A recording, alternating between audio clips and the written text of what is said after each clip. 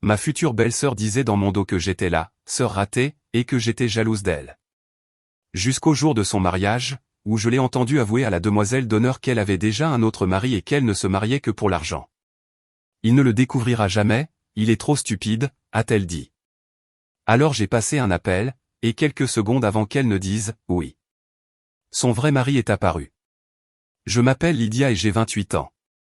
Grandir en tant qu'enfant du milieu dans la famille Morrison signifiait maîtriser l'art d'être négligé. Mon frère aîné, David, était le fils prodige.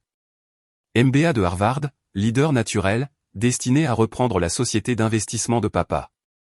Ma sœur cadette, Emma, était la petite dernière, l'artiste qui ne pouvait rien faire de mal.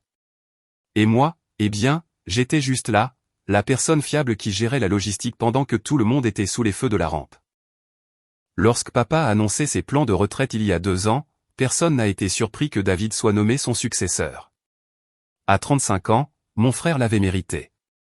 Il était brillant, motivé et avait ce charisme naturel qui faisait que les clients lui confiaient les économies de toute une vie. Ce à quoi je ne m'attendais pas, c'est la rapidité avec laquelle sa vie personnelle allait tout éclipser. Entrée Vanessa Clark. Superbe, sophistiquée, selon tous ceux qui la rencontraient, absolument parfaite pour David. Elle est apparue à un gala de charité l'année dernière comme une sorte de princesse de conte de fées. Élégante de cette manière naturelle qui suggérait l'argent sans en faire étalage. David a été séduit dès le premier jour.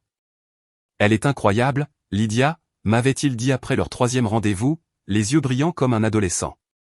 Intelligente, indépendante, et elle écoute vraiment quand je parle de travail. En plus, elle voyage pour son entreprise de conseil, donc elle comprend les exigences de mon emploi du temps. Je dois mentionner que l'ex-petite amie de David, Sarah, avait rompu avec lui spécifiquement à cause de ses exigences. Apparemment, sortir avec quelqu'un qui travaillait 70 heures par semaine et vivait pour les projections trimestrielles n'était pas aussi romantique que ça en avait l'air. Mais Vanessa semblait différente. Elle ne se plaignait jamais de ses nuits tardives, ne demandait jamais d'attention pendant les périodes chargées, et avait toujours l'air parfaitement mise malgré le fait qu'elle prétendait travailler à distance. La première fois que je l'ai rencontrée, c'était à l'appartement de David pour le dîner du dimanche. Une nouvelle tradition qu'il avait instaurée pour réunir davantage la famille. Vanessa est arrivée avec 20 minutes de retard, s'excusant pour un appel client qui s'était prolongé. « Je suis vraiment désolée », a-t-elle dit en embrassant la joue de David et en se tournant vers moi avec un sourire éclatant. « Tu dois être Lydia. David parle constamment de toi. » Ce qui était drôle, car David ne m'avait jamais mentionné lors de conversations importantes sur sa nouvelle petite amie. Mais j'ai souri en retour et j'ai joué le rôle de la sœur solidaire que j'avais perfectionné au fil des ans. Que des bonnes choses, j'espère. Bien sûr, m'a-t-elle dit. Il m'a dit que c'est toi qui organises tout le monde. Ça doit être épuisant. Le voilà. Subtil, mais bien là. L'insinuation que le fait d'être serviable était en quelque sorte un fardeau, que mon rôle dans la famille était plus une obligation qu'un choix. La plupart des gens ne l'auraient pas relevé. Mais j'avais affaire à des commentaires passifs-agressifs toute ma vie. Je savais reconnaître une pique quand j'en entendais une. Il faut bien que quelqu'un le fasse, ai-je répondu en gardant la voix légère. Sinon, David oublierait probablement de manger. Vanessa a ri, mais j'ai remarqué à quelle vitesse elle a changé de sujet pour parler de son récent voyage à Los Angeles. Elle avait cette façon de diriger les conversations vers elle-même tout en donnant l'impression qu'elle ne faisait que partager des expériences. À la fin du dîner, nous avions entendu des histoires détaillées sur ses projets de conseil, la rénovation de son appartement et ses prochains voyages d'affaires. Mais j'ai réalisé que je ne savais presque rien de concret sur son travail réel. « Quel genre de conseil fais-tu exactement » ai-je demandé alors que nous débarrassions la table. « Analyse de marché principalement » a-t-elle dit en agitant la main avec dédain. « Aider les entreprises à se développer dans de nouvelles catégories démographiques. » Des trucs assez ennuyeux, vraiment. Pas aussi excitant que ce que fait David. C'était le genre de réponse qui semblait spécifique, mais ne révélait rien. Comme décrire son travail comme des affaires, techniquement exactes, mais complètement vagues. Quand j'ai plus tard demandé à David s'il avait déjà visité son bureau ou rencontré ses collègues, il a expliqué qu'elle travaillait principalement avec des clients à distance et préférait garder le travail et la vie personnelle séparés. Elle dit que mélanger les affaires et la romance a tué sa dernière relation, m'a-t-il dit. Je respecte ses limites. Mais David la regardait comme si elle venait de résoudre la faim dans le monde, alors j'ai laissé tomber. C'était ma première erreur. Au cours des mois suivants, Vanessa s'est intégrée sans heurts à notre dynamique familiale. Maman l'adorait. De si belle manière, et elle pose vraiment des questions sur mon jardin. Papa était impressionné par son apparent sens des affaires, et Emma la trouvait la personne la plus cool du monde parce que Vanessa s'était en quelque sorte liée d'amitié avec plusieurs influenceurs Instagram lors de ses voyages. J'étais la seule à sembler remarquer les incohérences, comme le fait qu'elle prétendait être intolérante au lactose lors des dîners de famille, mais commandait des plats riches en fromage lorsque nous allions au restaurant, ou comment ses appels clients d'urgence semblaient toujours se produire pendant les événements familiaux, mais jamais lorsqu'elle était seule avec David. Ou comment elle avait mentionné avoir visité des villes pour le travail pour ensuite prétendre qu'elle n'y était jamais allée. Lorsque j'ai évoqué ces divergences avec David, il avait des explications pour tout. Elle est probablement juste polie à propos du lactose lors des dîners de famille, a-t-il dit lorsque j'ai mentionné la situation alimentaire. Et ses appels clients, c'est pour ça que je respecte tant son éthique de travail. Elle est dévouée, non? Parce que rien ne disait, professionnel dévoué, comme prendre des appels professionnels pendant la fête d'anniversaire de la sœur de son petit ami. Mais David était si complètement séduit qu'il m'avait explicitement dit qu'il ne voulait pas trop réfléchir à son bonheur. Pour une fois dans ma vie, je ne vais pas tout analyser à mort, avait-il dit. Je vais juste faire confiance à ce que je ressens. Ce qui signifiait qu'il évitait activement de poser le genre de questions approfondies qu'il avait rendu si brillant en affaires. L'amour l'avait rendu volontairement aveugle. Le vrai signal d'alarme est venu lors du vernissage de l'exposition d'art d'Emma. Vanessa est arrivée en retard, comme d'habitude, prétendant que son vol de Denver avait été retardé. Mais quand Emma a mentionné une œuvre inspirée par le Denver Art Museum, Vanessa a eu l'air complètement vide. « Oh, je n'ai pas eu le temps de faire du tourisme », a-t-elle dit rapidement. C'était juste un voyage rapide d'une nuit. Sauf qu'elle nous avait dit au dîner la semaine précédente qu'elle restait à Denver pendant 4 jours. Quand j'ai mentionné cela avec désinvolture, elle a ri. Ai-je dit 4 jours? Mon Dieu, je voyage tellement que je ne retiens rien. C'était vraiment juste une nuit. Mais je m'en souvenais parce que j'avais spécifiquement demandé si elle aurait le temps de visiter le musée dont Emma ne cessait de parler. David, bien sûr, ne se souvenait pas de la conversation précédente et a accepté son explication sans poser de questions. C'est à ce moment-là que j'ai commencé à prêter une attention plus particulière. Non pas parce que j'étais jalouse, malgré ce que Vanessa prétendrait plus tard, mais parce que quelque chose semblait fondamentalement faux. Dans ma famille, j'étais peut-être négligée, mais je n'étais pas stupide, et mon instinct me criait que Vanessa Clark n'était pas celle qu'elle prétendait être. Les fiançailles ont eu lieu le soir du Nouvel An. David avait planifié cette demande en mariage élaborée à minuit, avec champagne et toute notre famille présente pour assister au moment. Quand Vanessa a dit oui, à travers ce qui semblait être de véritables larmes, tout le monde a applaudi. Même moi, j'ai applaudi, car malgré mes réserves, je voulais que David soit heureux. Mais alors que je la regardais montrer la bague, une superbe pièce vintage de la collection de notre grand-mère, j'ai surpris quelque chose dans son expression, juste une seconde. Quand elle pensait que personne ne regardait, son sourire a changé. Ce n'était pas de la joie, de l'amour ou une émotion débordante. C'était de la satisfaction, comme un joueur d'échecs qui vient de mettre en échec. « N'est-elle pas magnifique » s'est-elle exclamée à Emma, en inclinant sa main pour capter la lumière. David a un goût incroyable. Elle est magnifique, a convenu Emma. Grand-mère Rose aurait adoré l'avoir transmise. Oh, David m'a tout raconté sur elle, a dit Vanessa en douceur. On dirait que c'était une femme extraordinaire.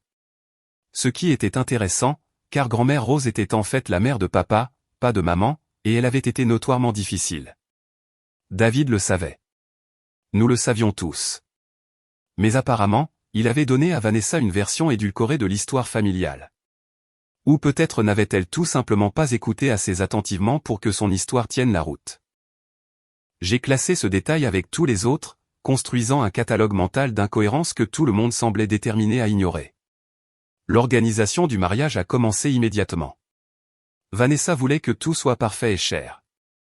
Le lieu, les fleurs, le traiteur, la robe. Pour quelqu'un qui prétendait être financièrement indépendante grâce à son travail de consultante, elle avait certainement des goûts de luxe. Mais David était heureux de tout payer, et nos parents étaient ravis de contribuer.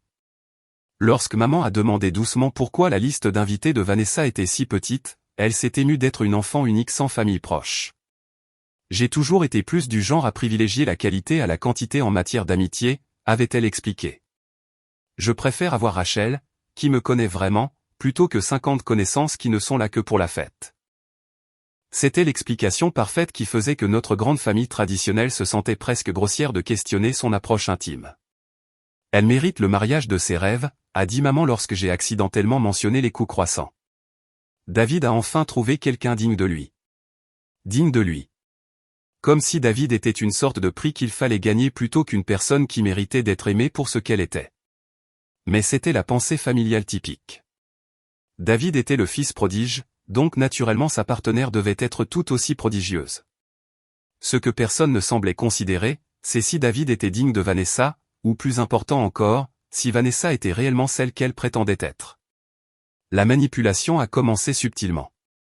Vanessa avait le don de faire des commentaires innocents qui parvenaient d'une manière ou d'une autre à créer le doute et la discorde. Pendant les séances de planification du mariage, elle faisait des observations qui semblaient utiles, mais qui étaient en fait conçues pour m'isoler du reste de la famille. Lydia a l'air stressée ces derniers temps, disait-elle à maman avec une inquiétude qui semblait sincère. J'espère qu'elle ne se sent pas dépassée par tous ces changements. Ou à David, ta sœur pose beaucoup de questions sur mon travail. J'espère qu'elle ne pense pas que je monopolise trop ton attention. Le génie de la chose, c'est qu'elle ne disait jamais rien de directement critique. Elle semait juste des graines de doute, puis laissait les suppositions de tout le monde faire le reste. Maman a commencé à me surveiller pour des signes de stress. David a commencé à interpréter mes préoccupations légitimes comme de la jalousie.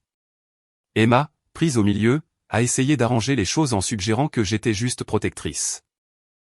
Ma préférée a été quand Vanessa a dit à papa que je semblais avoir des « opinions bien arrêtées » sur la liste des invités.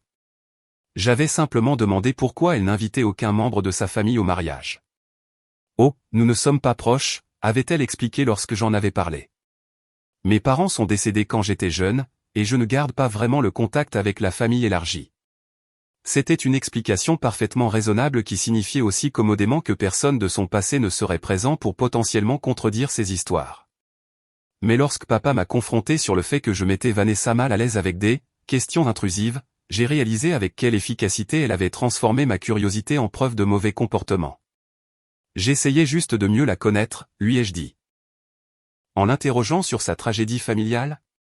Honnêtement, Lydia, j'attendais mieux de toi. Et juste comme ça, je suis devenu le problème. Pas la femme qui ne pouvait pas garder son histoire cohérente ou expliquer comment elle se permettait son style de vie. Moi, pour avoir eu l'audace de remarquer des incohérences. Le schéma a continué au printemps. Vanessa disparaissait pendant des jours pour des voyages d'affaires, puis revenait avec des histoires vagues sur des réunions de clients et des conférences téléphoniques. Lorsqu'on lui demandait des détails, elle esquivait en mentionnant à quel point elle était épuisée ou à quel point les voyages d'affaires pouvaient être ennuyeux. Je suis juste reconnaissante que David comprenne, disait-elle en lui serrant la main. Certains hommes seraient jaloux de tous ces voyages, mais ils respectent mon indépendance. Ce qui la rendait si convaincante, c'est qu'elle avait une réponse à tout. Quand maman s'interrogeait sur son manque de photos de famille, Vanessa expliquait en larmes à quel point il était douloureux de se souvenir de la mort de ses parents. Quand papa demandait nonchalamment la structure de son entreprise, elle se lançait dans juste assez de jargon technique pour paraître légitime sans fournir de vrais détails. C'était une maîtresse dans l'art de donner aux gens ce qu'ils voulaient entendre, du chagrin pour le cœur sympathique de maman, des discussions d'affaires pour l'esprit analytique de papa. David a tout gobé. Dans son esprit, il avait trouvé la femme parfaite, belle, brillante et compréhensive de sa propre carrière exigeante. Le fait que son succès soit mystérieusement invérifiable ne le rendait que plus impressionnant à ses yeux. Pendant ce temps, mon rôle dans la famille continuait de diminuer. Les dîners de famille se concentraient sur l'organisation du mariage, me reléguant à prendre des notes et à gérer la logistique pendant que Vanessa se prélassait sous les feux de l'attention. Quand je suggérais des alternatives économiques pour la réception, on m'accusait de ne pas vouloir que David soit heureux. Quand je proposais d'aider à la recherche de fournisseurs, on me disait qu'ils avaient tout sous contrôle. Peut-être que Lydia a besoin d'un passe-temps, a suggéré doucement Vanessa lors d'une séance de planification particulièrement tendue, quelque chose pour l'occuper pendant que nous gérons les détails du mariage. Parce qu'apparemment, vouloir être incluse dans les préparatifs du mariage de mon propre frère était un signe que j'avais besoin de meilleures façons d'occuper mon temps. Le point de rupture est survenu lorsque David m'a demandé d'être une demoiselle d'honneur, pas la demoiselle d'honneur principale. Ce poste est allé à l'amie de Vanessa, Rachel, que personne d'entre nous n'avait rencontré, mais qui venait apparemment de Seattle. Mais j'étais quand même de la famille, donc je serais incluse dans la noce. C'est si généreux de ta part, a dit Vanessa lorsque David me l'a dit, surtout compte tenu de la difficulté de cette transition pour Lydia. Transition, comme si le mariage de David était une sorte de restructuration d'entreprise à laquelle j'avais du mal à m'adapter, plutôt qu'un heureux événement familial que je voulais célébrer. Mais j'ai souri et j'ai accepté le rôle de demoiselle d'honneur parce que, malgré tout, j'aimais mon frère et je voulais le soutenir. Même si le soutenir signifiait se tenir aux côtés d'une femme dont j'étais de plus en plus certaine qu'elle mentait sur tout. 3 mois avant le mariage, j'ai décidé de faire quelques recherches de mon côté. Non pas parce que je voulais saboter quoi que ce soit, mais parce que je ne pouvais pas me défaire du sentiment que ma famille était sur le point de commettre une terrible erreur. Si je me trompais, j'abandonnerais mes inquiétudes et m'excuserais d'avoir douté d'elle. Si j'avais raison, eh bien, je verrais ça quand j'aurai des preuves. Trouver des informations sur Vanessa Clark s'est avéré étonnamment difficile. Sa présence sur les réseaux sociaux était minimale, juste assez pour paraître normale sans fournir de vrais détails sur sa vie. Son profil LinkedIn était vague, listant « conseil indépendant », sans nom d'entreprise ni réalisation spécifique. Lorsque j'ai cherché une présence professionnelle en ligne, je n'ai pratiquement rien trouvé. Pour quelqu'un de supposément assez brillant pour se permettre des vêtements de créateur et des voyages fréquents, elle avait une empreinte numérique remarquablement faible. Dans le monde d'aujourd'hui, c'était presque impossible, à moins de cacher activement quelque chose. J'ai commencé à prêter une attention plus particulière à ses allées et venues. Le schéma était toujours le même. Elle annonçait un voyage d'affaires avec un préavis minimal, disparaissait pendant 3 jours à 2 semaines, puis revenait avec des histoires génériques sur des réunions et des présentations de clients. Mais elle ne ramenait jamais de carte de visite, ne mentionnait jamais d'entreprise spécifique et ne semblait jamais avoir de relation continue avec des clients qui pourraient appeler ou envoyer des emails. Lorsque David a mentionné que Vanessa envisageait de déménager son entreprise pour être plus proche de lui après le mariage, j'ai vu une opportunité. C'est génial, ai-je dit. Quel genre de conseil fait-elle déjà? Je pourrais peut-être lui référer quelques clients du cabinet de papa. David a semblé surpris par l'offre, ce qui en disait probablement long sur la tension de notre relation. Analyse de marché et stratégie d'expansion, a-t-il répondu. Bien que je pense qu'elle est assez sélective quant à sa clientèle. C'est ça. Assez sélective pour n'avoir aucun client vérifiable, apparemment. 2 mois avant le mariage, j'ai pris une décision qui allait soit prouver que j'étais paranoïaque, soit exposer une tromperie massive. J'ai engagé un détective privé. Cela semblait extrême, et j'ai lutté avec la décision pendant des semaines. C'était la fiancée de mon frère, pas une personne au hasard que je soupçonnais de fraude. Mais quelque chose dans l'histoire de Vanessa ne collait pas. Et si elle mentait sur son identité ou son passé, David méritait de le savoir avant de l'épouser. Le détective, un ancien policier nommé Marcus Webb, m'a été recommandé par une amie qui avait utilisé ses services lors de son divorce. Il était cher mais minutieux. Je veux que vous compreniez quelque chose, m'a-t-il dit lors de notre consultation initiale. Si vos soupçons sont faux, cela pourrait gravement nuire à votre relation avec votre famille. Êtes-vous prête à cette possibilité? J'y ai réfléchi sérieusement. Étais-je prête à avoir tort? À avoir dépensé de l'argent pour enquêter sur quelqu'un qui pourrait simplement être discret sur ses affaires? À potentiellement détruire toute relation restante avec David? Oui, ai-je dit finalement.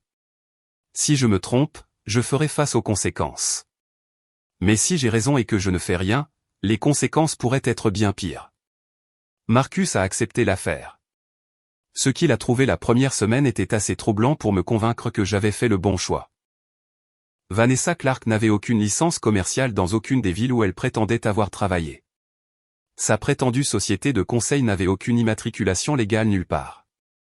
L'adresse qu'elle avait indiquée sur divers formulaires était un service de boîte postale à Portland. Mais la vraie découverte est venue lorsque Marcus a effectué une vérification d'antécédents plus complète. Vanessa Clark existait, mais pas de la manière que nous pensions. Elle avait un numéro de sécurité sociale, un permis de conduire et un rapport de crédit impeccable.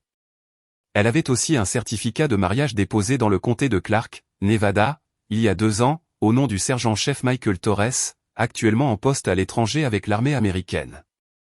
J'ai regardé le document que Marcus avait découvert, le lisant et le relisant comme si les mots pouvaient se réorganiser en quelque chose qui avait du sens.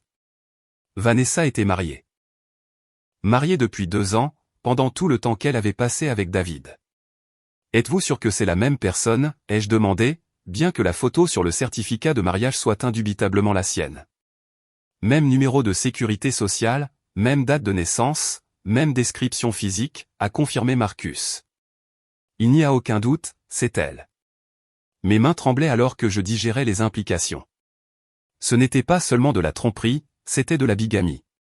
Si Vanessa se mariait avec David, elle commettrait un crime grave, et mon frère, qui se vantait de son intégrité et de sa réputation professionnelle, serait impliqué à son insu dans une fraude. Il y a plus, a poursuivi Marcus. Le sergent-chef Torres est actuellement en mission mais devrait rentrer aux États-Unis le mois prochain. Il envoie des paiements de soutien réguliers à un compte à son nom. C'est donc de là que provenaient ces revenus mystérieux. Pas des honoraires de consultation, mais des avantages pour conjoints de militaires. Elle vivait de la solde de déploiement de son vrai mari tout en prévoyant d'épouser mon frère pour son argent. La brillance de son stratagème était presque admirable d'une manière horrible. Elle avait trouvé la couverture parfaite d'une épouse de militaire. Un mari en mission qui ne serait pas là pour exposer ses mensonges. Un revenu stable qui ne nécessitait pas de travail réel. Et la liberté de poursuivre une deuxième relation avec quelqu'un d'assez riche pour lui assurer une sécurité financière à long terme. Je suis resté dans ma voiture devant le bureau de Marcus pendant 1 heure, essayant de comprendre quoi faire de cette information. Je pouvais confronter Vanessa directement, mais elle nierait probablement tout et convaincrait David que je mentais par jalousie. Je pouvais le dire à David, mais il était si épris qu'il pourrait ne pas me croire sans preuve concrète. Je pouvais le dire à mes parents, mais ils réagiraient probablement de la même manière que David. Ou je pouvais attendre et l'exposer publiquement d'une manière qui rendrait tout déni impossible. Le mariage était dans 6 semaines. Armé des découvertes de Marcus, je me suis retrouvé dans une position impossible. J'avais la preuve que Vanessa commettait une fraude, mais aucun moyen clair de l'exposer sans passer pour la sœur jalouse que tout le monde pensait déjà que j'étais. Elle avait si bien joué le jeu de la manipulation que ma propre famille supposerait probablement que j'avais fabriqué des preuves plutôt que d'accepter qu'ils avaient été trompés. J'avais besoin de plus d'informations avant de faire quoi que ce soit. Marcus a poursuivi son enquête, creusant plus profondément dans la vie réelle de Vanessa et les dossiers militaires de son mari. Ce qu'il a découvert a peint une image encore plus claire de tromperie calculée. Le sergent-chef Michael Torres était un soldat décoré actuellement en sa 3e mission en Afghanistan. Il avait épousé Vanessa pendant une brève période de permission et, d'après leurs communications électroniques, auxquelles Marcus a eu accès par des moyens légaux mais discutables, il était clair qu'il n'avait aucune idée de sa relation avec David. Ses emails étaient pleins de projets pour leur avenir ensemble à son retour aux États-Unis, d'enthousiasme à l'idée d'acheter une maison, de discussions sur le fait de fonder une famille. Pendant ce temps, Vanessa choisissait des motifs de porcelaine pour son mariage avec mon frère. La piste financière était tout aussi accablante. Torres envoyait des paiements de soutien mensuels qui couvraient la plupart des dépenses de Vanessa, y compris le loyer d'un appartement dont je ne l'avais jamais entendu parler. Elle menait une vie complètement séparée, avec des comptes de réseaux sociaux différents et ce qui semblait être une personnalité entièrement différente. Dans ses communications avec Torres, elle était l'épouse de militaires dévoués, fière de son service et comptant les jours jusqu'à son retour. Avec David, elle était la femme de carrière indépendante qui se trouvait être disponible chaque fois qu'il avait besoin d'elle. Ce niveau de compartimentation nécessite une planification sérieuse, a expliqué Marcus. Elle mène essentiellement 2 vies complètement séparées. Cela demande une organisation et une sophistication psychologique que la plupart des gens n'ont pas. Ce qui expliquait pourquoi elle avait été si douée pour manipuler notre dynamique familiale. Nous avions affaire à quelqu'un qui était essentiellement un trompeur professionnel. La question demeurait, qu'allais-je faire à ce sujet? J'ai examiné mes options avec soin. Confronter Vanessa directement lui donnerait le temps de préparer un contre-récit ou de disparaître potentiellement. Le dire à David en privé risquait qu'il l'avertisse, intentionnellement ou non. Le dire à mes parents aboutirait probablement à ce qu'ils rejettent mes préoccupations et me coupent peut-être complètement du mariage. Mais il y avait une autre option, une qui rendrait tout déni impossible et forcerait tout le monde à affronter la vérité simultanément. Je pouvais attendre le jour du mariage et laisser Torres l'exposer lui-même. Marcus avait trouvé les coordonnées du commandant de Torres. Un simple appel téléphonique expliquant la situation aboutirait probablement à ce que Torres obtienne un congé d'urgence pour gérer la situation de bigamie. L'armée prenait la fraude au mariage au sérieux, surtout lorsqu'elle impliquait des avantages pour les conjoints. Plus j'y pensais, plus cela semblait parfait. Torres arriverait pour trouver sa femme au milieu de son mariage avec un autre homme. Vanessa serait prise en flagrant délit, sans moyen de s'expliquer ou de détourner l'attention. David verrait la vérité de manière indéniable, et je serais justifié sans avoir à convaincre qui que ce soit de quoi que ce soit. C'était risqué. Si quelque chose tournait mal, si Torres ne pouvait pas venir ou choisissait de ne pas le faire, je me retrouverais sans plan de secours et avec un mariage familial à endurer tout en sachant que la mariée était une fraudeuse. Mais c'était aussi une justice poétique, de laisser la propre tromperie de Vanessa être l'instrument de son exposition. 3 semaines avant le mariage, j'ai passé l'appel. C'est inhabituel, a admis le commandant de Torres après que j'ai expliqué la situation. Mais si ce que vous dites est vrai, le sergent Torres a le droit de le savoir. La bigamie affecte les avantages militaires et pourrait avoir un impact sur son habilitation de sécurité. En 48 heures, Torres a obtenu un congé d'urgence. Marcus a suivi ses arrangements de voyage. Il arriverait en ville le matin du mariage, prévoyant de surprendre sa femme avec un retour anticipé de mission. Le timing n'était pas accidentel. J'avais spécifiquement demandé que Torres soit informé du programme de la cérémonie, suggérant qu'il pourrait vouloir vérifier la situation en personne.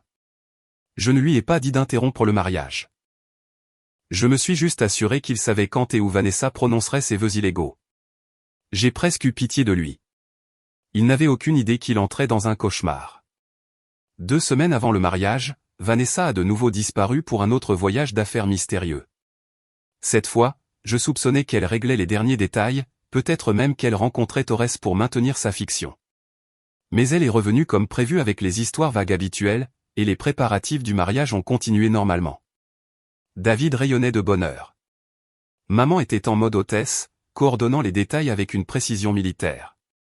Papa était fier du choix de son fils et impatient d'accueillir officiellement Vanessa dans la famille. Emma s'entraînait à sa lecture pour la cérémonie et planifiait ses tâches de demoiselle d'honneur.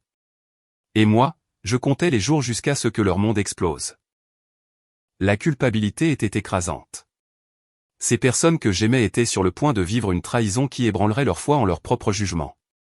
David, en particulier, allait être dévasté. Mais il méritait la vérité, même si elle allait faire mal. 1 semaine avant le mariage, Vanessa a demandé à me voir en privé. Je sais que nous n'avons pas toujours été d'accord, a-t-elle dit autour d'un café dans un lieu neutre, mais je veux mettre les choses au clair avant de faire officiellement partie de votre famille. C'était ma chance de la confronter directement, de lui donner l'occasion d'avouer et d'annuler le mariage volontairement. Un instant, j'ai envisagé de lui exposer tout ce que je savais et d'exiger qu'elle dise la vérité à David. Au lieu de cela, j'ai souri et j'ai dit, je veux juste que David soit heureux. Moi aussi, a-t-elle répondu. Et pour la première fois, j'ai cru déceler une émotion sincère dans sa voix. C'est un homme extraordinaire. J'ai de la chance de l'avoir trouvé. Ce qui était tordu, c'est que je l'ai presque cru à ce moment-là. Peut-être avait-elle développé de vrais sentiments pour David, même en maintenant sa tromperie. Peut-être était-elle prise au piège d'un tissu de mensonges qui avait dépassé son contrôle. Mais ensuite, elle a souri de ce sourire parfait et répété.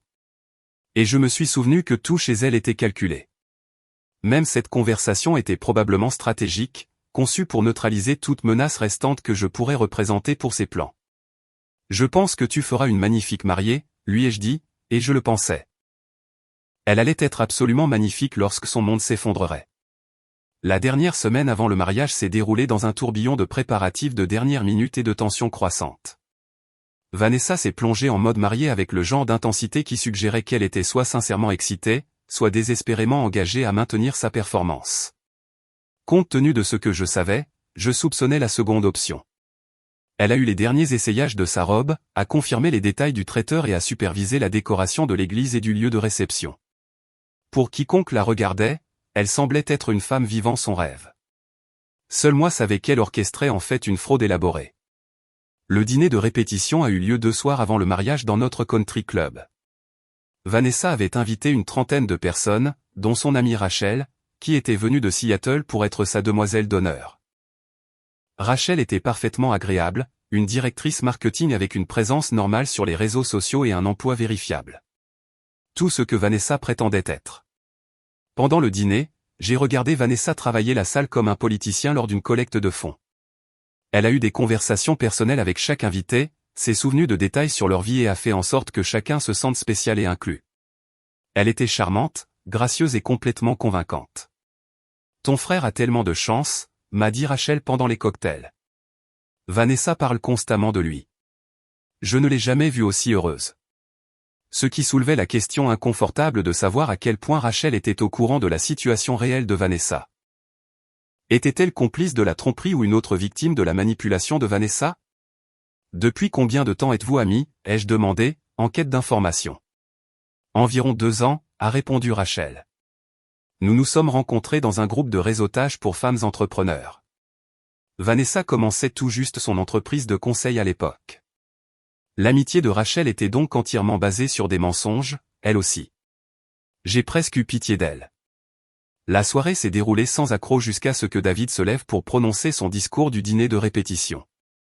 Le regarder parler de sa rencontre avec son âme sœur et de son impatience de passer sa vie avec quelqu'un qui partageait ses valeurs était presque insupportable. Il était si sincère, si sincèrement heureux, que j'ai dû m'excuser pour aller aux toilettes afin de me ressaisir. À mon retour, Vanessa était au micro, prononçant son propre discours sur la découverte de son « foyer pour toujours » avec la famille Morrison. J'ai toujours cru que la famille se choisit, pas seulement ses rites, a-t-elle dit en me regardant directement.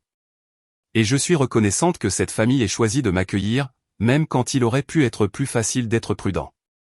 L'insinuation était claire. J'avais été la prudente, la méfiante, celle qui avait rendu son accueil difficile.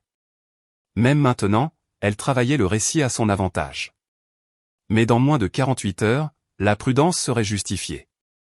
Le matin du mariage, je me suis réveillé avec un nœud à l'estomac qui n'avait rien à voir avec les devoirs de demoiselle d'honneur. À présent, Torres serait en route pour ce qu'il pensait être une réunion surprise avec sa femme. Il n'avait aucune idée qu'il était sur le point d'entrer dans une cérémonie de mariage où elle épousait quelqu'un d'autre. Marcus avait confirmé l'arrivée du vol de Torres et estimé qu'il atteindrait l'église à peu près au moment où la cérémonie devait commencer. Le timing serait dramatique, mais je n'avais pas tout laissé au hasard. Je m'étais assuré que Torres avait toutes les informations dont il avait besoin pour arriver au moment le plus percutant. Je me suis habillé dans ma robe de demoiselle d'honneur, un magnifique vert sauge que Vanessa avait choisi pour compléter son teint, et je me suis dirigé vers l'église pour les photos. La matinée était ensoleillée et parfaite, exactement ce dont chaque marié rêve pour son jour de mariage. Vanessa était magnifique dans sa robe, une ligne à classique avec des perles délicates qui coûtaient probablement plus cher que la plupart des voitures. Elle était calme, concentrée et ne montrait aucun signe du stress que l'on pourrait attendre d'une femme sur le point de commettre la bigamie devant 200 témoins. « Tu es magnifique », lui ai-je dit alors que son photographe prenait des photos de préparation. « Merci, Lydia. Je sais que nous avons une eau différente, mais j'espère que tu sais à quel point ça compte pour moi que tu sois là aujourd'hui. » Elle était douée. Même en sachant ce que je savais, j'étais presque ému par ce qui semblait être une émotion sincère. Si je n'avais pas de preuves documentées de sa tromperie, j'aurais pu me demander si je l'avais complètement mal jugée. Mais j'avais des preuves, et dans environ 1 heure, tout le monde en aurait aussi. Les invités ont commencé à arriver alors que nous finissions les photos. J'ai repéré plusieurs associés de papa, des amis d'université de David et des membres de la famille élargie que je n'avais pas vus depuis des années. Tout le monde était sur son 31, impatient d'assister à ce qu'il croyait être une belle célébration du véritable amour. Maman rayonnait dans sa tenue de mère du marié, accueillant les invités et s'assurant que chaque détail était parfait. Papa avait l'air distingué dans son smoking, prêt à accueillir officiellement sa nouvelle belle-fille. Emma vibrait d'excitation pour son rôle de lectrice de cérémonie. Et David avait l'air d'un homme qui avait gagné à la loterie. Debout à l'hôtel dans son smoking parfaitement taillé, il n'arrêtait pas de vérifier sa montre et de sourire à la porte, impatient que sa mariée apparaisse. J'ai pris ma place de demoiselle d'honneur, tenant mon bouquet et essayant de garder une expression neutre. D'une minute à l'autre, la musique commencerait, et Vanessa commencerait sa marche dans l'allée vers un mariage qui était déjà légalement impossible. Les portes de l'église se sont ouvertes et Vanessa est apparue avec papa, qui la conduisait à l'hôtel puisque son propre père était soi-disant décédé. Elle était à couper le souffle. Glissant dans l'allée comme quelque chose sorti d'un conte de fées pendant que la congrégation se levait en signe d'appréciation. Le visage de David quand il l'a vue était de la pure joie. C'était censé être le moment le plus heureux de sa vie. Le pasteur a commencé la cérémonie avec des paroles traditionnelles sur l'amour, l'engagement et le lien sacré du mariage. Vanessa et David ont échangé des vœux qu'ils avaient écrits eux-mêmes, promettant de s'aimer et de s'honorer pour le reste de leur vie. L'ironie était presque écrasante. Si quelqu'un a des raisons pour lesquelles ces deux personnes ne devraient pas être unies, qu'ils parlent maintenant ou se taisent à jamais, a entonné le pasteur. À point nommé, les portes de l'église se sont ouvertes en grand. Le sergent-chef Michael Torres, en grand uniforme, a descendu l'allée avec détermination, un dossier de documents à la main.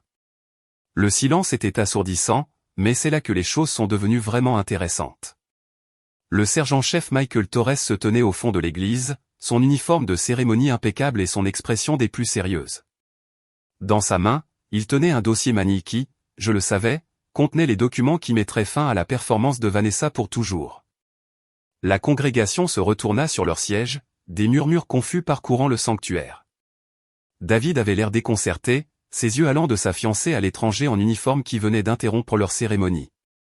Vanessa était devenue complètement pâle, son bouquet tremblant dans ses mains. Vanessa Torres a appelé Michael, sa voix portant l'autorité de quelqu'un habitué à être entendu et obéi. Nous devons parler. L'utilisation de son nom de femme mariée a frappé la congrégation comme un coup physique. On pouvait sentir le changement d'énergie dans la pièce alors que les gens commençaient à comprendre que quelque chose n'allait pas du tout. Je suis désolé, a dit le pasteur, clairement troublé. Mais c'est une cérémonie privée. Si vous pouviez s'il vous plaît. En fait, révérend, c'est exactement là que je dois être, a interrompu Torres, marchant d'un pas assuré dans l'allée. Parce que la femme à cet hôtel est déjà mariée à moi. Les halètements de la congrégation étaient audibles maintenant. J'ai vu la main de maman voler à sa poitrine. Le visage de papa perdre sa couleur et la bouche d'Emma s'ouvrir de stupeur. David se tenait figé à l'autel, essayant de digérer ce qu'il entendait.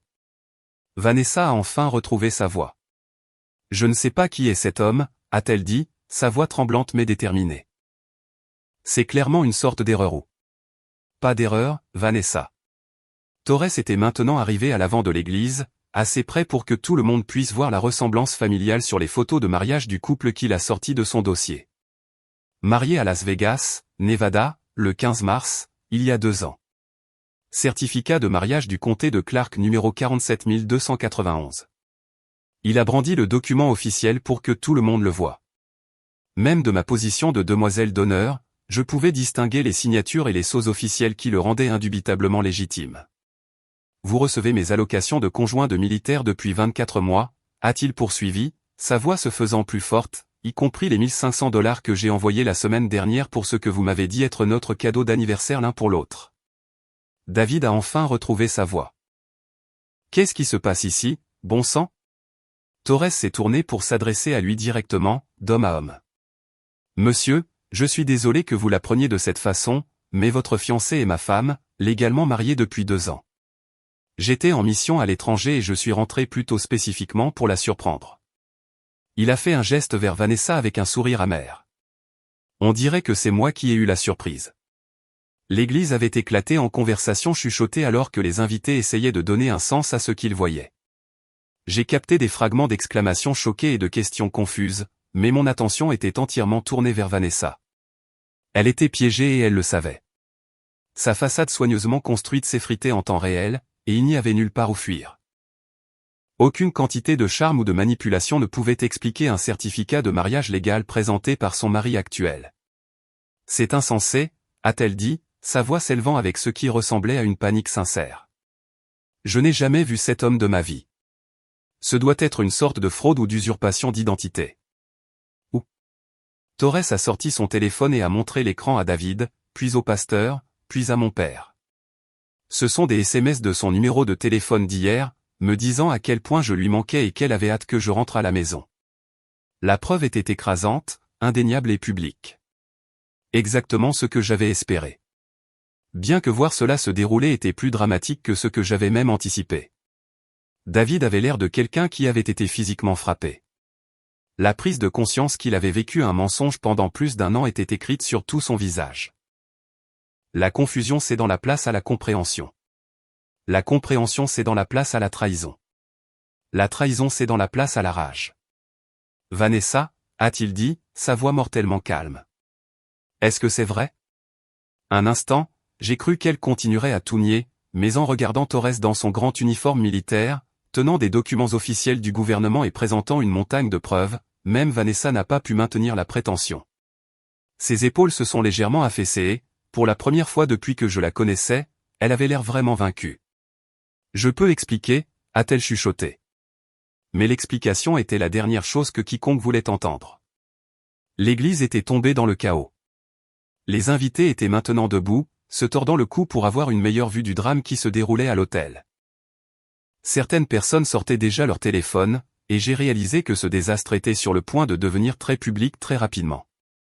Expliquez. La voix de David a percé le bruit comme une lame. Expliquez comment tu es marié à quelqu'un d'autre alors que tu es là, en train d'essayer de m'épouser. Expliquez comment tu mens sur littéralement tout depuis plus d'1 an. Vanessa a regardé autour d'elle désespérément, comme si elle cherchait une issue de secours ou quelqu'un qui pourrait l'aider. Mais les murs de sa tromperie s'étaient finalement complètement refermés. Ce n'est pas ce que tu penses, a-t-elle dit, bien que sa voix manque de toute conviction. Michael et moi, nous nous sommes mariés quand nous étions jeunes. C'était impulsif. Nous nous connaissions à peine. Et quand il est parti en mission, j'ai pensé. Tu as pensé quoi? Torres s'est rapproché, sa prestance militaire le rendant encore plus imposant. Que tu pouvais simplement prétendre que je n'existais pas. Que tu pouvais dépenser ma solde de déploiement pendant que tu cherchais un mari plus riche. La révélation financière a frappé la congrégation comme une autre bombe. J'ai vu la prise de conscience poindre sur le visage de mon père alors qu'il reliait les points sur la source de revenus mystérieuse de Vanessa. L'entreprise de conseil? A dit papa, plus pour lui-même que pour quiconque. Il n'y a jamais eu d'entreprise de conseil. Torres a secoué la tête sombrement. Elle vit de mon salaire militaire et de mes avantages depuis que je suis en mission. Chaque mois, j'envoie de l'argent à la maison pour soutenir ce que je pensais être ma femme en train de construire notre avenir ensemble. Il a sorti d'autres documents de son dossier, des relevés bancaires montrant des dépôts réguliers de l'armée américaine, un bail d'appartement à Portland que j'ai payé, des réclamations d'assurance maladie déposées sous mes avantages militaires. La nature systématique de la fraude devenait claire pour tout le monde. Ce n'était pas seulement une femme qui avait fait de mauvais choix. C'était quelqu'un qui avait construit un stratagème élaboré pour frauder à la fois son mari légal et sa victime intentionnelle. Depuis combien de temps? A demandé David, la voix creuse. Depuis combien de temps prévoyais-tu de continuer ça? Le sang-froid de Vanessa a finalement complètement craqué.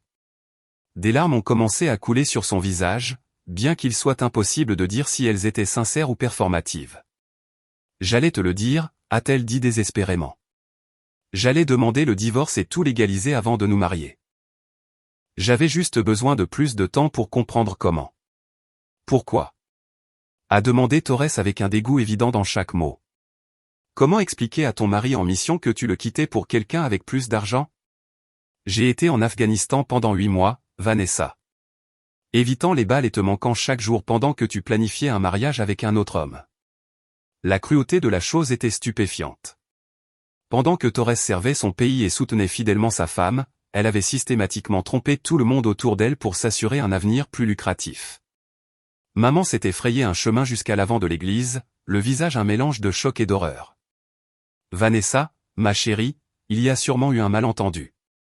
Il n'y a pas de malentendu, Madame Morrison, a dit Torres doucement mais fermement. Votre fils sortait avec une femme mariée qui commettait une fraude aux avantages avec l'armée américaine. Ce n'est pas une relation qui a mal tourné. C'est de la tromperie organisée. Emma pleurait maintenant, que ce soit à cause du choc de la révélation ou de la destruction de ce qu'elle avait cru être une belle histoire d'amour. Les invités regardaient ouvertement, certains commençant à quitter l'église en réalisant que cela ne serait pas résolu rapidement ou discrètement. David se tenait à l'autel dans son smoking de mariage, entouré de fleurs, de bougies et de tout l'attirail de ce qui aurait dû être le plus beau jour de sa vie. Au lieu de cela, il ressemblait à un homme qui regardait son monde entier s'effondrer en temps réel. Les voyages, a-t-il dit soudain, les pièces s'emboîtant. Tous ces voyages d'affaires. Tu lui rendais visite. Vanessa a secoué la tête frénétiquement. Non, ce n'est pas enfin, parfois. Je devais maintenir les apparences. Les apparences d'être marié à ton vrai mari pendant que tu prévoyais de m'épouser pour mon argent? La voix de David devenait plus forte, alimentée par une colère croissante. As-tu la moindre idée de ce que tu m'as fait? À ma famille? À lui?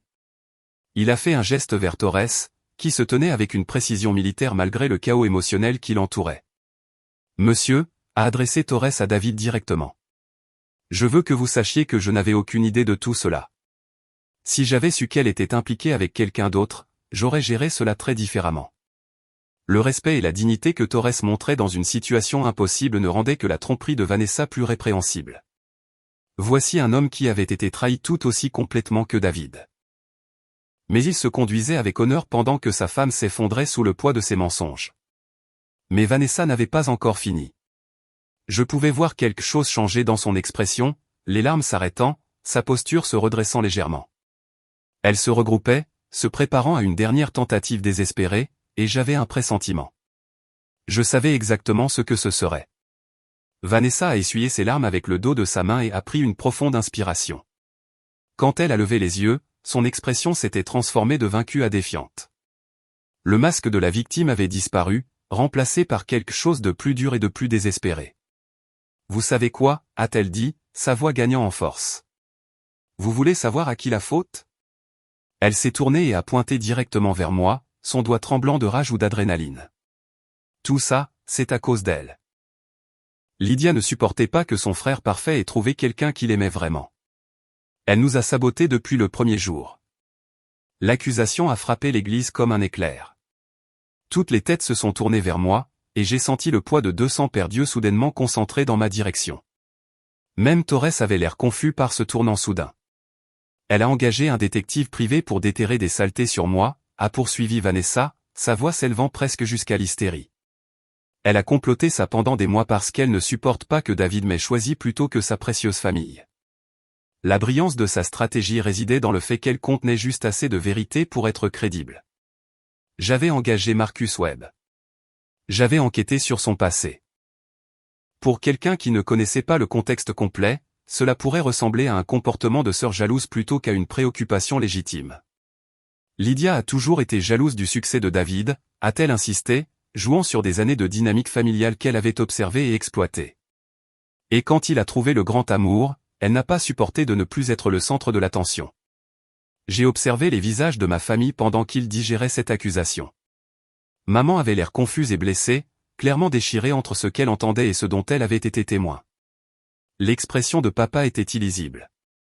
Emma me regardait comme si elle ne m'avait jamais vu. Et David. David me regardait avec quelque chose qui aurait pu être du doute. Est-ce que c'est vrai, Lydia, a-t-il demandé doucement. As-tu engagé quelqu'un pour enquêter sur Vanessa? La question flottait dans l'air comme une épée au-dessus de ma tête. C'était le moment vers lequel Vanessa avait tendu, transformant la vérité en une arme contre moi. Si j'admettais l'enquête sans contexte approprié, je passerais exactement pour la sœur jalouse et vindicative qu'elle me dépeignait.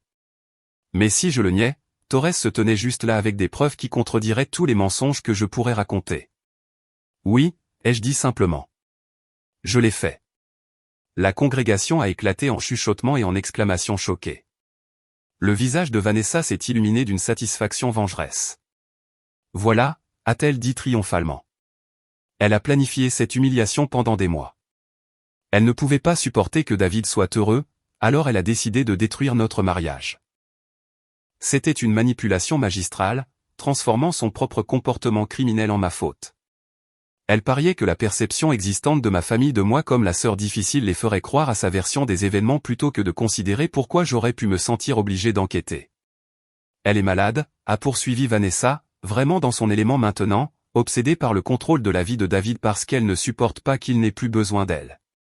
Tout ça, c'est sa vengeance tordue pour ne pas être la femme la plus importante de sa vie. La psychologie de la chose était brillante et horrible. Elle prenait chaque insécurité que j'avais jamais eue sur ma place dans la famille et l'utilisait comme une arme contre moi, faisant passer ma préoccupation légitime pour une jalousie pathologique. Lydia, a dit maman, sa voix lourde de déception. Comment as-tu pu faire une chose pareille le jour du mariage de ton frère? Et voilà. Même face aux preuves de la bigamie et de la fraude de Vanessa, le premier instinct de ma mère a été de me blâmer de l'avoir exposée. Les dynamiques familiales que Vanessa avait si habilement exploitées étaient toujours en jeu, même maintenant. Torres avait l'air complètement déconcerté par ce tournant dans la conversation. « Madame » a-t-il dit en s'adressant directement à Vanessa. « Je ne comprends pas ce que votre belle-sœur a à voir avec le fait que vous êtes mariée à moi. » Mais Vanessa était lancée maintenant, jouant sa dernière carte avec tout ce qu'elle avait. « Elle a probablement payé cet homme pour faire semblant d'être mon mari » a-t-elle dit désespérément. « Elle est assez malade pour engager des acteurs pour détruire ma vie. Regardez-le. A-t-il l'air de quelqu'un que j'épouserais ?» L'insulte à Torres était si désinvolte et cruelle que plusieurs personnes dans la congrégation ont halté. Voici un soldat décoré qui l'avait fidèlement soutenu pendant qu'elle prévoyait de commettre la bigamie, et elle le rejetait comme étant indigne de ses standards. L'expression de Torres s'est durcie. « Madame, j'ai notre certificat de mariage, nos déclarations de revenus conjointes et 2 ans de relevé bancaire. Si votre belle-sœur a sommeau fabriqué tout cela avec mon dossier de service militaire, elle est le cerveau criminel le plus sophistiqué de l'histoire. » Sa livraison sèche m'a presque fait sourire. Malgré les circonstances, presque. Ne voyez-vous pas ce qu'elle fait ? A plaidé Vanessa auprès de David. Elle vous retourne contre moi avec des mensonges et de la manipulation. Elle ne supporte pas que vous aimiez quelqu'un plus que vous ne l'aimez elle. Mais quelque chose avait changé dans l'énergie de la pièce. Le désespoir dans les accusations de Vanessa devenait évident, et les gens commençaient à voir à travers sa performance. Plus important encore, David commençait à voir à travers. Je pouvais voir les pièces s'emboîter dans son esprit. Non seulement sur la tromperie de Vanessa, mais sur les mois de manipulation qui avaient mené à ce moment, les graines de doute qu'elle avait semées à mon sujet, la façon dont elle l'avait isolé de sa famille, la campagne systématique pour le faire douter de mes motivations. Il ne me regardait plus avec doute. Il regardait Vanessa avec reconnaissance. David est resté parfaitement immobile pendant ce qui a semblé une éternité, digérant tout ce qui avait été révélé au cours des 10 dernières minutes. L'église était devenue silencieuse, à l'exception de quelques chuchotements et du bruit des gens qui bougeaient sur leurs bancs. Vanessa respirait bruyamment, ayant dépensé toute son énergie dans son accusation désespérée contre moi. Quand David a enfin parlé, sa voix était calme, d'une manière qui était en quelque sorte plus terrifiante que s'il avait crié. « Vanessa » a-t-il dit lentement. « Quel était le nom de ma grand-mère qui t'aurait donné sa bague ?» La question semblait sortie de nulle part et Vanessa avait l'air confuse par le changement de sujet.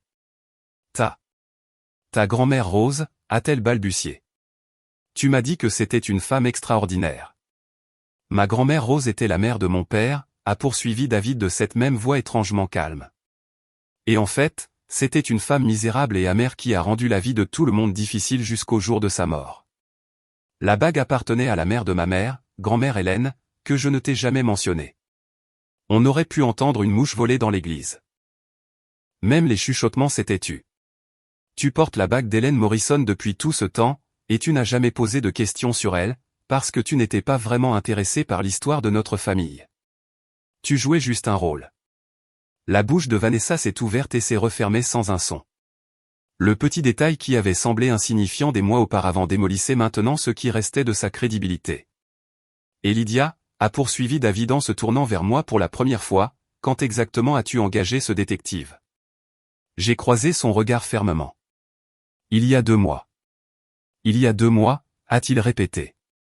Quand je t'ai dit que tu semblais avoir beaucoup de questions sur le travail de Vanessa.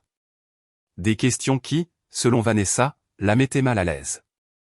Il s'est retourné vers sa fiancée, et je pouvais voir la pleine prise de conscience poindre sur son visage. Tu m'as dit que ma sœur était jalouse. Tu as dit qu'elle ne supportait pas que je sois heureux. Tu as suggéré qu'elle avait besoin de passe-temps pour s'occuper pendant que nous organisions notre mariage. Sa voix devenait plus forte, plus certaine à chaque révélation.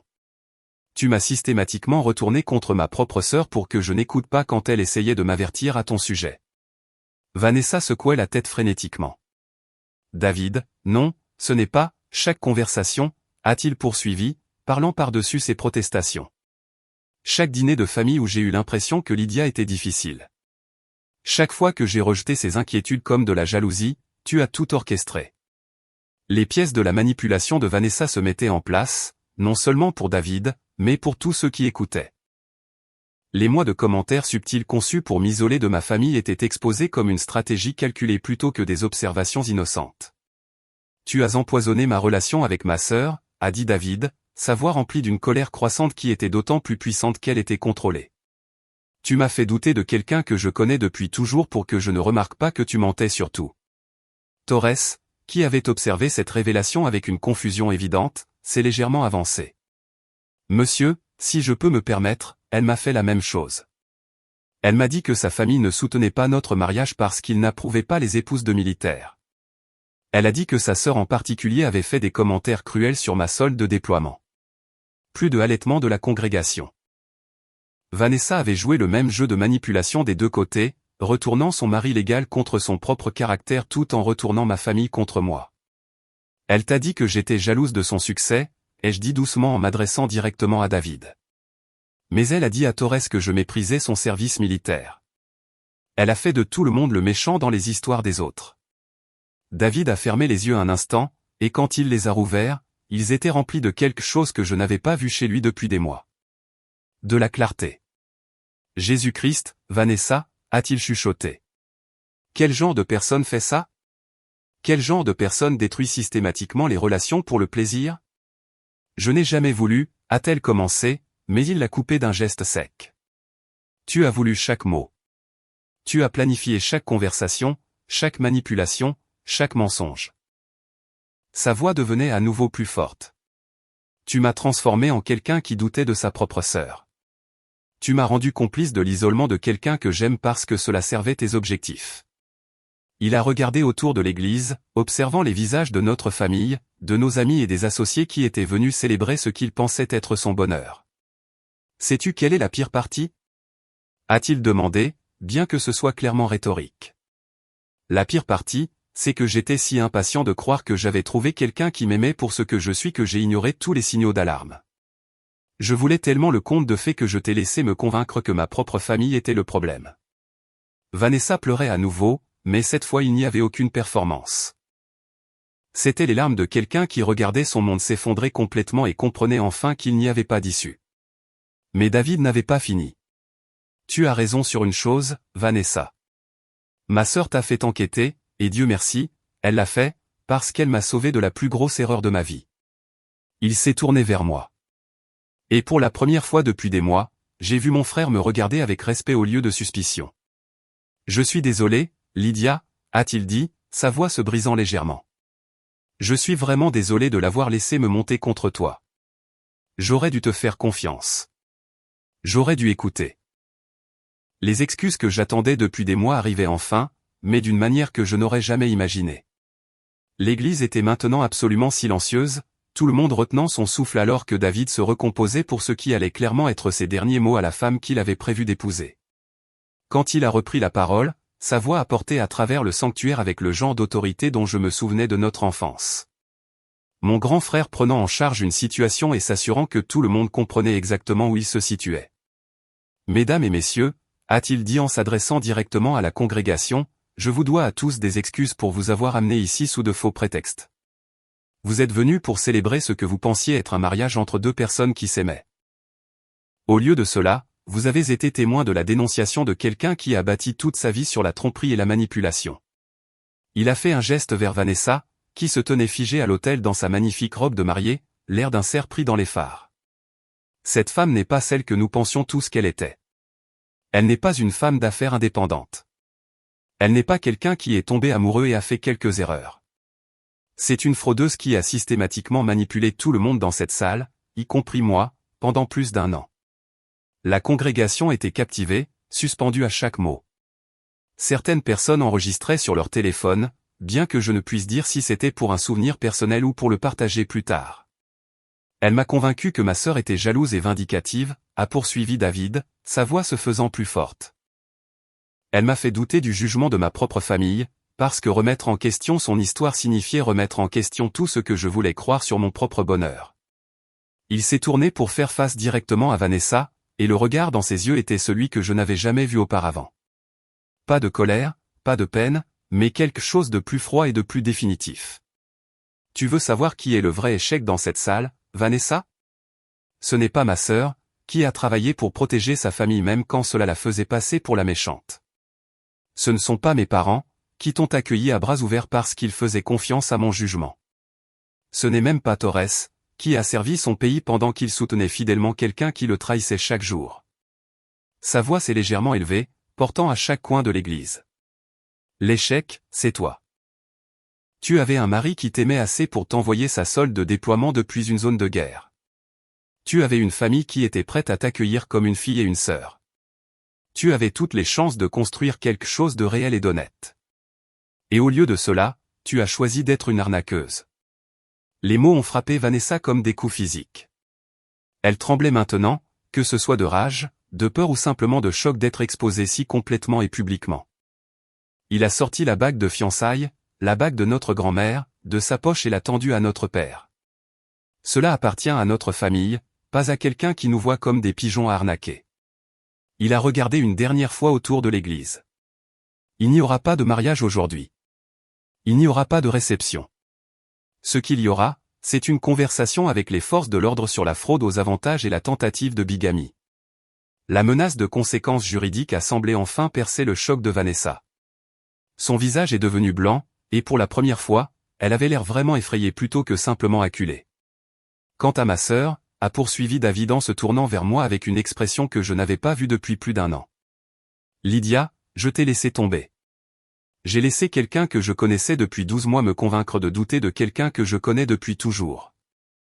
J'ai privilégié mon propre bonheur au détriment de ton bien-être, et j'en ai honte. Sa voix s'est légèrement brisée sur les derniers mots, et j'ai senti des larmes monter à mes propres yeux. Tu as essayé de me protéger, et je t'ai puni pour ça. Tu as vu à travers ces mensonges alors que j'étais trop épris pour penser clairement. Tu as fait la chose difficile, la chose impopulaire, parce que tu m'aimes assez pour risquer notre relation plutôt que de me laisser faire une terrible erreur. Il s'est rapproché de moi, et pour la première fois depuis des mois, j'ai vu mon frère clairement. Pas l'homme amoureux qui avait été manipulé pour douter de sa propre famille, mais la personne avec qui j'avais grandi et en qui j'avais une confiance totale. Peux-tu me pardonner ? A-t-il demandé simplement. J'ai hoché la tête, ne faisant pas confiance à ma voix pour rester stable. La seule personne qui mérite des excuses de cette famille, a-t-il dit en se retournant pour s'adresser à la congrégation, est le sergent-chef Torres, qui a servi son pays avec honneur pendant que sa femme prévoyait de nous frauder tous les deux. Torres s'est légèrement avancé, sa prestance militaire intacte malgré le chaos émotionnel qui l'entourait. Monsieur, vous ne me devez aucune excuse. Nous avons tous les deux été victimes de la même tromperie. Je suis simplement reconnaissant que votre sœur ait eu le courage de l'exposer avant que vous ne fassiez la même erreur que moi. Le respect dans sa voix lorsqu'il m'a mentionné était quelque chose dont je me souviendrai pendant des années. David a hoché la tête, puis a regardé une dernière fois autour de l'église. À tous ceux qui sont venus ici aujourd'hui en s'attendant à célébrer l'amour et l'engagement, je suis désolé que vous ayez dû assister à cela à la place. Mais je préfère découvrir la vérité devant vous tous plutôt que de passer des années à vivre un mensonge. Sur ce, il s'est retourné et a descendu l'allée, laissant Vanessa seule à l'autel dans sa robe de mariée, entourée des ruines de sa tromperie soigneusement construite. Le spectacle était terminé. Les suites se sont déroulées rapidement, comme c'est souvent le cas une fois que la vérité éclate. Torres a contacté la police militaire pour signaler la fraude aux avantages, et le soir même, Vanessa faisait face à la fois à des accusations civiles pour tentative de bigamie et à une enquête militaire pour fraude aux avantages sociaux des conjoints. Les conséquences juridiques à elles seules la suivraient pendant des années, mais les conséquences sociales ont été immédiates et dévastatrices. La nouvelle s'est répandue dans nos cercles sociaux en quelques heures. Le lendemain matin, l'histoire était chuchotée dans les country clubs, les immeubles de bureaux et les cafés de toute la ville. La réputation de Vanessa a été complètement détruite, non seulement comme quelqu'un qui avait fait de mauvais choix, mais comme quelqu'un qui avait systématiquement fraudé plusieurs personnes tout en maintenant une façade élaborée. Les pertes financières ont été tout aussi rapides. Les fournisseurs du mariage, le lieu de réception, les réservations de lune de miel, tout a dû être annulé, et la plupart des acomptes ont été perdus. Vanessa a perdu l'accès au compte de David, bien sûr. Et lorsque Torres a demandé le divorce, il a également signalé la fraude à leur banque et aux sociétés de cartes de crédit. En une semaine, elle est passée de la planification d'une vie luxueuse en tant qu'épouse d'un homme d'affaires prospère à faire face à des factures juridiques qu'elle ne pouvait pas se permettre et à une réputation qui la suivrait partout. Mais honnêtement, la voir tout perdre n'était pas aussi satisfaisant que de voir ma famille guérir. La conversation que David et moi avons eue le lendemain du mariage a été l'une des plus importantes de notre vie. Il ne s'est pas seulement excusé. Il a assumé la responsabilité de la façon dont il s'était complètement laissé manipuler et, plus important encore, de la façon dont il avait laissé cette manipulation endommager notre relation. Je n'arrête pas de penser à toutes les fois où tu as essayé de me prévenir, a-t-il dit alors que nous étions assis dans son appartement, entourés de cadeaux de mariage retournés.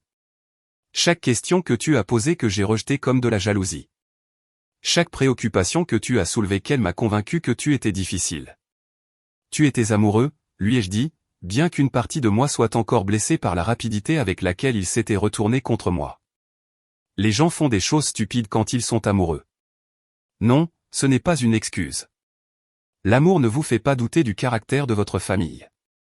La manipulation, si. Il a secoué la tête, digérant encore tout. Elle était si douée, Lydia.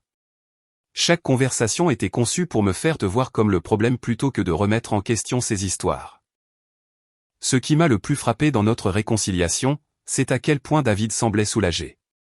Non seulement d'avoir échappé à la tromperie de Vanessa, mais de reconstruire sa relation avec moi.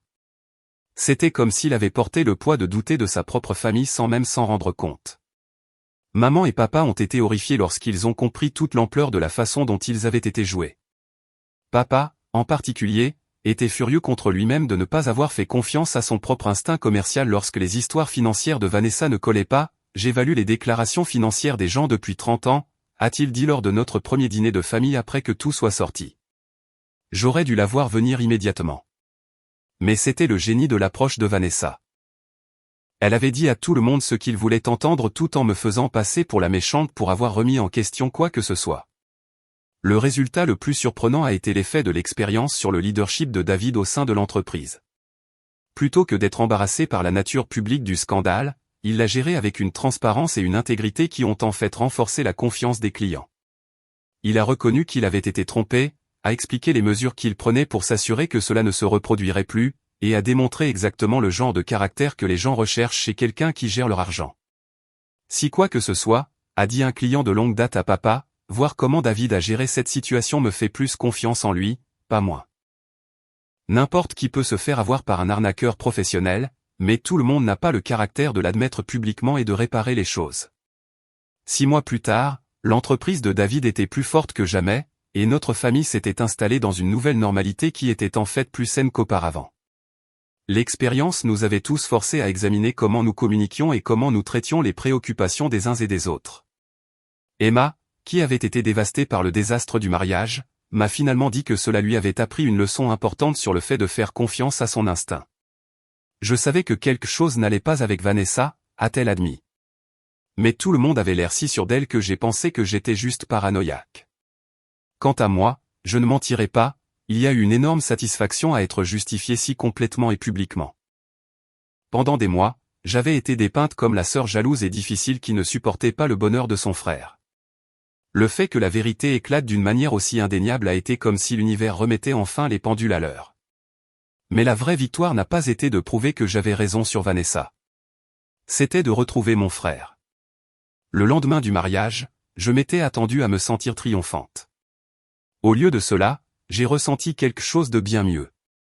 Du soulagement. Le soulagement que David soit en sécurité. Le soulagement que notre famille soit de nouveau entière. Le soulagement d'avoir fait confiance à mon instinct même quand il aurait été plus facile de me taire. Vanessa avait passé plus d'1 an à essayer de convaincre tout le monde que j'étais le problème, l'obstacle, l'échec. À la fin, tout ce qu'elle avait réussi à prouver, c'est que parfois, la personne qui pose les questions difficiles est celle qui vous aime le plus. La vérité a une façon de faire surface, finalement. Parfois, il faut un soldat décoré entrant dans une église pour que cela se produise, mais elle trouve toujours un moyen. Et parfois, la meilleure vengeance n'est pas de se venger. C'est juste de rester tranquillement pendant que les mensonges de quelqu'un d'autre s'effondrent sous leur propre poids.